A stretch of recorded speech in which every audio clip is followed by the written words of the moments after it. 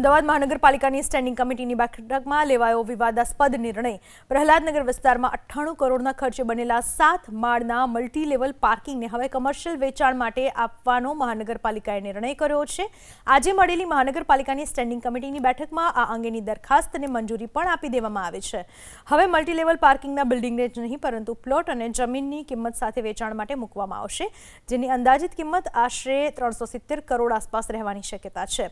વર્ષ 2023માં લોકાર્પણ થયેલ આ જ મલ્ટી લેવલ પાર્કિંગનો વ્યાપક ઉપયોગ ન થવાથી અને 2 માળમાં કમર્શિયલ એકમો પણ ખરીદવા પક્ષકાર ન મળતા આખરે આ દરખાસ્તને અંતિમ મંજૂરી આપવામાં આવી છે।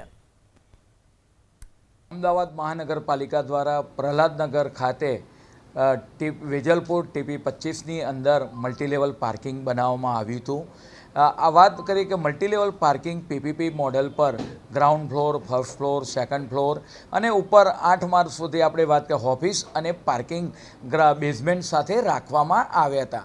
ગ્રાઉન્ડ ફ્લોરની દુકાનો અને ઓફિસો માટે પહેલાં આપણે વાત કરીએ કે ઇન્ડિવિજ્યુઅલ શોપ્સ અને ઓફિસ માટે ટેન્ડર બહાર પાડવામાં આવ્યા હતા, પરંતુ કોઈપણ બિડર એની અંદર પાર્ટિસિપેટ થયા નહોતા।